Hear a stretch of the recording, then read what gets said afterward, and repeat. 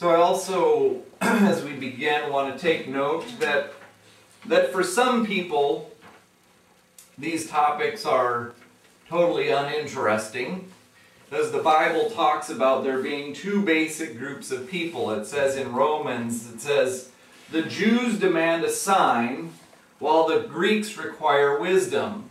There's a group of people who just want to see a sign to prove it, and that's all they want to see and know about.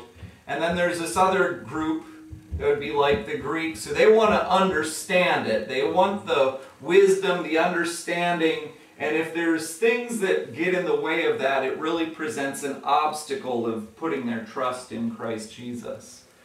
So for those of you who are like the Jews and just demand a sign, then I beg for patience this morning as we deal with those who need the wisdom and need to have the understanding of how these things work out.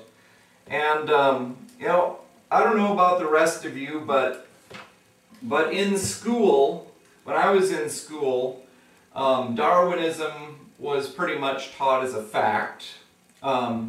And the interesting thing about that, you know, there's a lot of controversy. There's been controversy in the United States, especially that I know about, you know, should it be taught as a hypothesis? And then we had this whole thing of intelligent design that's come up recently and kind of challenged that, or creationism. You know, they had these different tacks.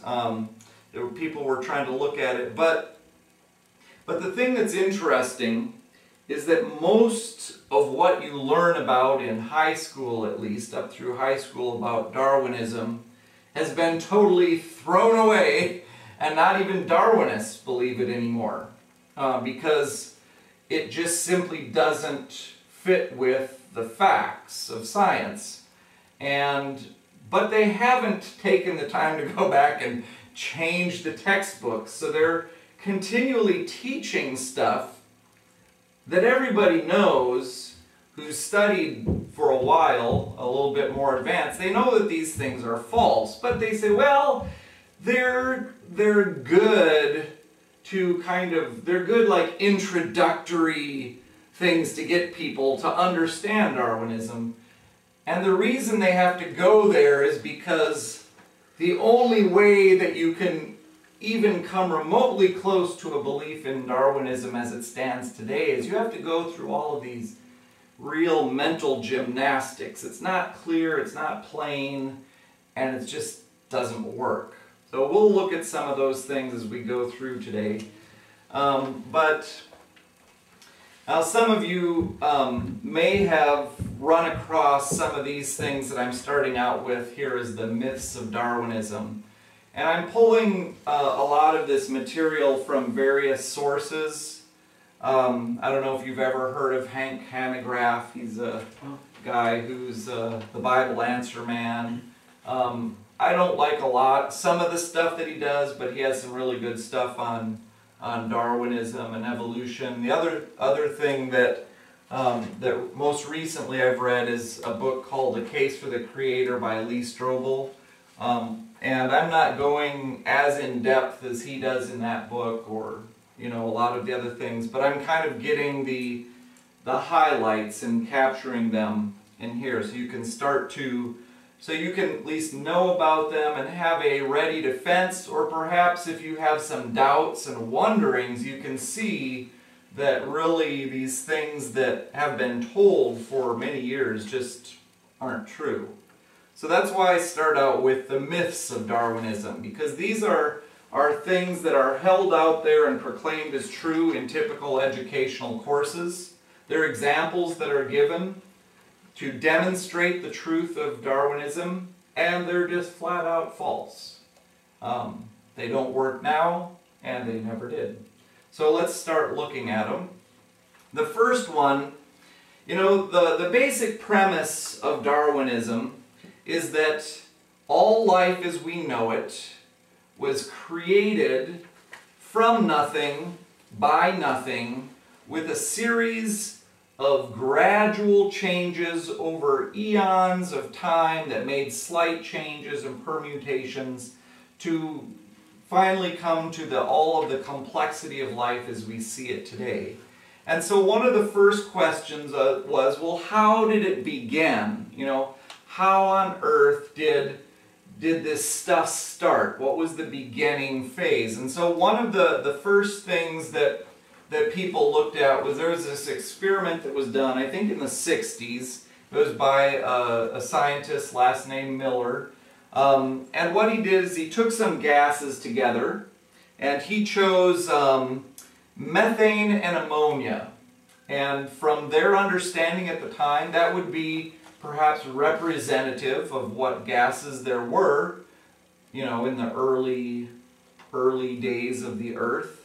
And so then what he did is he sent a spark through it, through that gas mixture. There was water vapor and ammonia and methane. So if you remember anything from organic chemistry, you know, methane, it's a complex organic molecule. It has, and ammonia, you know, there's carbon in there and all of these complex things. And so when you get the shot of electricity going through, some of what was created were amino acids.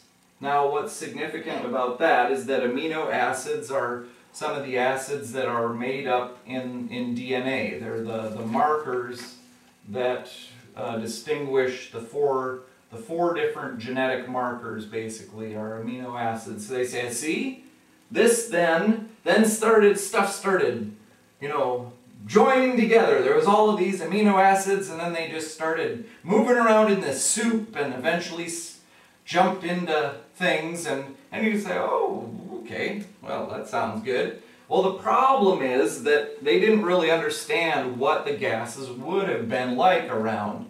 And so what they've done is now they've taken cores into some of the glaciers, like in Antarctica and other places, and they've dug up rocks and they've looked and seen what were the likely gases around, like way back when. And so some of these cores of ice go back millions of years if you understand their dating methodologies. And actually I didn't talk about that, but I didn't put that on here, but the whole issue of dating is really important, and we'll look at that as well. So anyhow, at what they figure as early dating, some of the gases that they find are actually, their best guess is that it was like carbon dioxide nitrogen mixture, which if you think about that, that kind of makes sense along with water vapor. And so the interesting thing is that when you send a spark of electricity through that, you actually do get organic molecules. The problem is that the organic molecules that form are formaldehyde and cyanide. They're not really good for starting life. They're really good at stopping life, killing off all life, and preserving it, right? So obviously that whole experiment, it had some assumptions that were faulty, which led to some faulty conclusions. But they still have this experiment, you know, described in the textbooks.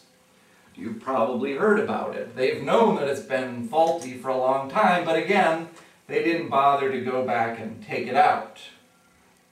So since we just briefly touched on dating, let me just talk a little bit about that. I didn't have notes on here, but basically there's different mechanisms that are used for dating. One of the common ones, there's ones like carbon-14 and other types of datings that they do. And so what they do is they're looking at the decay rate of various isotopes. So they know that in a given sample of, if a volcano explodes and it forms some rock, there's X amount of carbon-14, which is carbon is what, normally 12.